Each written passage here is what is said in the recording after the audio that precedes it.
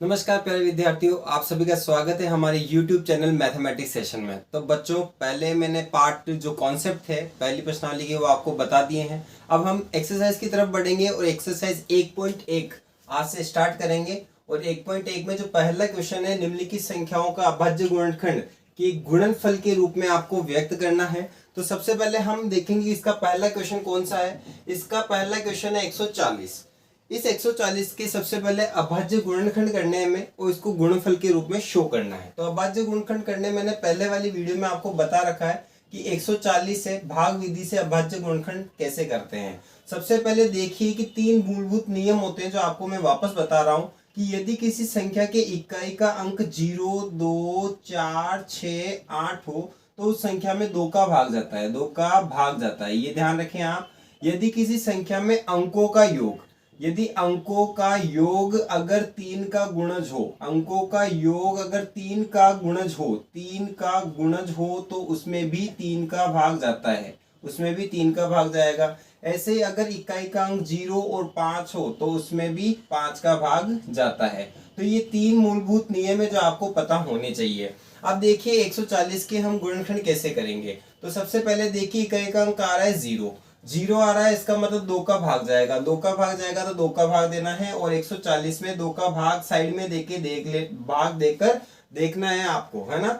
2 7 14 ये आ जाएंगे, 2 7 14, ये 0, ये 0, फिर ये 0 उतरता है तो ये 0 भी यहाँ पे लग जाता है। तो 70 बार जाएगा। वापस देखिए इकाई का अंक 0 आ रहा है तो वापस 2 का भाग जाएगा, 2 3 6, फिर यहाँ पर 1 बच जाएगा, 2 पंजे 10 आ जाएगा। ऐसे ही 5, अब देखिए इकाई का अंक 5 है तो ये 5 का भाग जाएगा, इकाई का अंक 5 है तो 5 का भाग जाएगा। 5 7 35, ये 5 7 35, 7 एकम ये 7। तो इस प्रकार 140 को हम अभाज्य गुणनफल के रूप में कैसे लिखेंगे। 140 बराबर 2 इंटू 2 इंटू 5 इंटू 7। इस प्रकार इसका आंसर हमें ये प्राप्त हो जाता है। 140 है उसका ये 2 इंटू 2 इंटू 5 इंटू 7। इस प्रकार हम अभाज्य गुणनखंड को गुणनफल के रूप में व्यक्त करते हैं। तो इसको आप नोट डाउन कीजिए, फिर देखते हैं नेक्स्ट क्वेश्चन।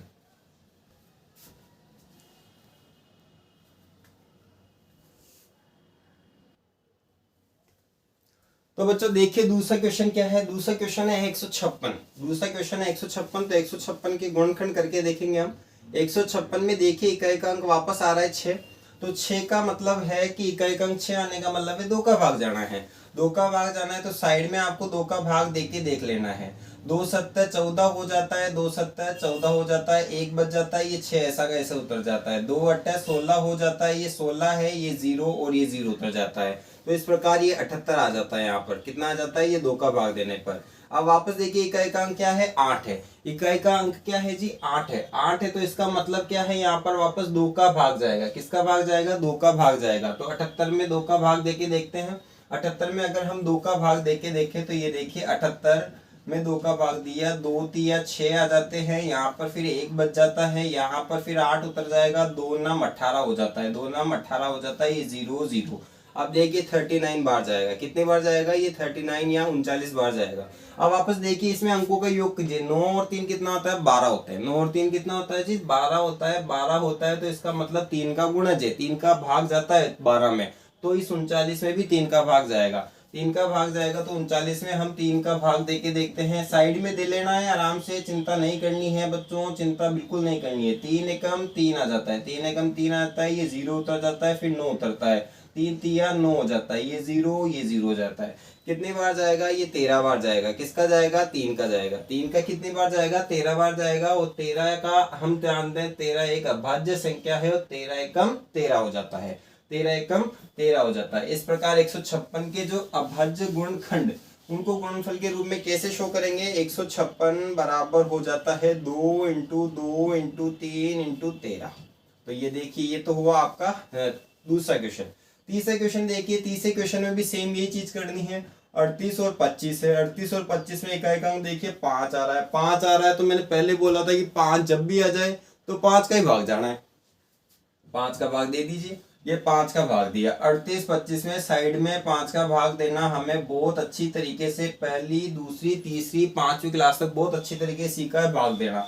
तो 570 35 होता है, 35 होता है, तो ये कितना आ जाता है आपके पास में, 570 35 होता है, तो ये 3 बच जाता है, फिर ये 2 बच जाता है, 5 छंग 30 हो जाता है, फिर ये 2 बच जाता है, और ये 5 आ जाता है, 25 आ जाता है। कितना आ जाता है, 765 बार जाता है। कितनी बार जाता है, 765 बार। अब देखिए वापस इकाई का अंक 5 आ रहा है। इकाई का अंक 5 आने का मतलब क्या होता है, 5 का ही भाग जाना है जी। इकाई का अंक 765 में 5 का भाग दिया, 5 एकम 5 आ जाता है, 5 एकम 5, फिर 2 बच जाता है, फिर 6 उतर जाते हैं, 5 25 हो जाता है, 5 25 हो जाता है, फिर 1 बच जाता है, 5 उतर जाता है, 5 तिया 15 हो जाता है, तो ये 153 हो जाता है। कितना हो जाता है, 153 हो जाता है। अब देखिए इसमें 5 और 3 8, 8 और 1 9 हो रहा है, 9 हो रहा है, अंकों का योग हो रहा है, और अंकों का योग अगर 9 होता है तो हम क्या बोलते हैं कि 3 का गुणज है।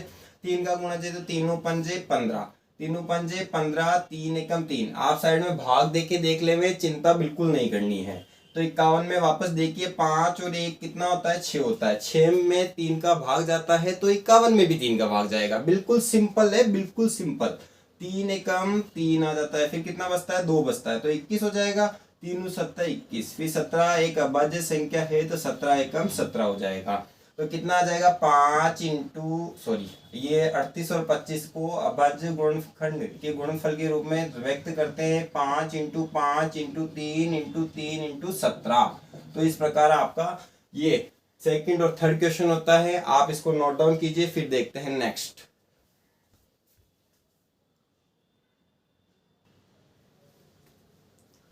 अब देखिए बच्चों चौथा क्वेश्चन है। चौथे क्वेश्चन में भी सेम प्रोसेस है। चौथे क्वेश्चन में भी ये भाग विधि बनाई है। 5 0 0 5 उतारिए। अभी कहेगा देखिए 5 आता है तो 5 में भाग देना है आराम से। 5005 में भाग दिया तो बहुत इजी वे तरीके से भाग देना है। पहली दूसरी पांचवी क्लास तक पढ़ाया आपने। 5 एकम 5 आ जाता है, ये 0 बच जाएगा, 0 वापस उतरेगा, 0 आ जाएगा, 0 वापस उतरेगा, फिर वापस 0 आ जाता है। 5 है, 5 एकम 5, 5 एकम 5, 5 एकम 5 आता है, ये 0 बच जाएगा। तो 1001 है। अब देखिए आप इसमें अंकों का योग करने के बाद भी यहाँ पर देखिए 2 हो रहा है, तो 3 का भाग भी नहीं जाएगा, 5 का वैसे भी नहीं जाएगा, क्योंकि इकाई का अंक 0 और 5 नहीं आ रहा है। 2 का तो जाएगा ही नहीं, क्योंकि ये पांचों में से कोई भी संख्या इकाई के स्थान पर नहीं आ रही है। तो अब देखिए 7 का भाग देते हैं, क्योंकि हम जब भी ऐसी कोई तीन मूलभूत नियम होते हैं। 3 में अगर नहीं जा रहा है तो हम फिर अभाज्य संख्या का ही भाग देंगे। अभाज्य संख्या 5 के बाद 7 होती है, तो 7 का भाग देके देखेंगे। 7 का भाग देते हैं तो 1001 में 7 का भाग दीजिए जी। 7 एकम 7 आ जाएगा, 3 बच जाएगा, ये 0 उतरेगा, 0 आ जाएगा। 7 चौक 28 आ जाएगा, 28 में वापस 2 बचेगा, 2 का 1 उतरेगा, 7 या 21 हो जाएगा। बहुत इजी वे तरीके से आ जाता है, कोई दिक्कत नहीं आती है। 143। फिर उसके बाद क्या करना है, 143 में फिर वापस किसका भाग देना है आपको। किसका भाग एक बार देके देखते हैं। 143 में किसका भाग जाएगा, ये 3, फिर यहाँ पे देखिए 13 का भाग जाएगा, क्योंकि 7 के बाद अगली 11 भी होती है, तो 11 का भाग देके देखते हैं। पहले 11 का भाग देखते हैं। 11, ये 11 दिया, 11 एकम 11, कितना बच गया, 3 बच गया, ये 3 उतरा, 33, 11 तिया 33, 11 तिया कितना हो गए, 33 हो गए, 0 0। तो 13 बार गया है, 11 है जो 13 बार गया है, वो 13 एक अभाज्य संख्या है और 1 आ जाता है। इस प्रकार इसके अभाज्य गुणनखंड होते हैं। तो अब देखिए बच्चों, इसको कैसे अभाज्य गुणनखंड के गुणनफल के रूप में लिखना है। तो 5 0 0 5 बराबर 5 इंटू 7 इंटू 11 इंटू 13, बस इतना ही करना है और आंसर आपको मिल जाना है। टेंशन बिल्कुल नहीं लेनी है। आप इसको नोट डाउन कीजिए, फिर देखते नेक्स्ट क्वेश्चन। देखिए बच्चों पांचवा क्वेश्चन है। पांचवा क्वेश्चन क्या है, पांचवे क्वेश्चन के ऊपर बात करते हैं। पहले का ही पांचवा देखिए 74 29 है। 74 ये 29 है। अब देखिए 74 29 में कुछ भी नहीं करना है, क्योंकि यहाँ पर देखिए आपको पता है कि जब इनका अंकों का योग किया जाता है, पहले तो इकाई का अंक देखिए, इकाई का अंक 9 आ रहा है, तो ये दोनों नियम तो हट गए। अब बाकी का बचा है, 3 का गुणज करके देख ले एक बार। 2 9 और 2 11 होते हैं, 11 4 15 होते हैं, 15 और 7, 15 और 7 आपके पास में कितना होता है, 21। 15 और 7 होते हैं 22, सॉरी, तो 22 होता है। तो 22 में 3 का भाग जाता ही नहीं है, 3 का भाग नहीं जाएगा, तो हटा दो। अब देखेंगे अभाज्य संख्या से भाग। सबसे पहले 11 से देखेंगे, 7 से देखेंगे, 11 से देखेंगे, 13 से देखेंगे, लेकिन मैं डायरेक्ट यहाँ पे 17 से देगा, क्योंकि मैंने पहले भाग करके देख लिया है। तो आप भी ऐसे प्रैक्टिस करोगे तो आपको भी पता चल जाएगा। तो 17 का भाग दिया, 17 दूना 34, 17 × 51, 17 चौक 68 आते हैं जी, 68 आते हैं तो 6 बच जाता है, 17 × 51 हो जाते हैं, 17 × 51 होते हैं तो ये कितना आ जाता है 11, 17 17 7 119। अब देखिए 17 7 119 आ जाता है, ये 0 बच जाएगा। तो 437 है, जिसमें आपने 17 का भाग दिया तो कितना आया 437। अब देखिए 437 में वापस आपको भाग देना है किसका, जैसे मैंने पहले 19 का दिया था तो 19 का ही मैं वापस दूंगा, क्योंकि मुझे 19 बड़ी प्यारी संख्या लगती है, बहुत ही मन लुभावनी संख्या है ये, तो इसलिए मैं 19 का भाग दूंगा। 19 दूना 38 होता है, और 38 देखिए 38 है -5 आ जाएगा, 7 उतार दो और 7 उतार दो, 19 30 57, ये 57 आ जाता है। इस प्रकार 0 0 बच जाता है और 23 आ जाता है। और हम जानते हैं 23 तो खुद में एक अभाज्य संख्या है, तो 1 आ जाएगा। और क्या, चिंता बिल्कुल नहीं करनी है, ऐसे क्वेश्चन फट से होने हैं आपके। 74 29 को हम अभाज्य गुणनखंड के रूप में कैसे लिखेंगे, 17 × 19 × 23। इस प्रकार आपका पहला क्वेश्चन समाप्त होता है, और आप इसको नोट डाउन करेंगे, आराम से इसको वापस रिपीट करेंगे, और घर पे आप बिल्कुल बिना चीटिंग किए वापस इसको दोहराएंगे। तो क्वेश्चन नंबर 1 आज के लिए सिर्फ इतना ही। आज की वीडियो में हम सिर्फ पहला ही क्वेश्चन करेंगे, उसके बाद नेक्स्ट वीडियो नेक्स्ट क्लास में देखेंगे हम। तो अगर आप इस चैनल पर नए हैं तो चैनल को सब्सक्राइब कर लें, ताकि हमारे होने वाले आने वाले जो भी नोटिफिकेशन है, जो भी डलने वाली वीडियो है, वो सब आपको प्राप्त हो जाए। और लाइक और शेयर तो बिल्कुल करना ही है। जय हिंद, जय भारत।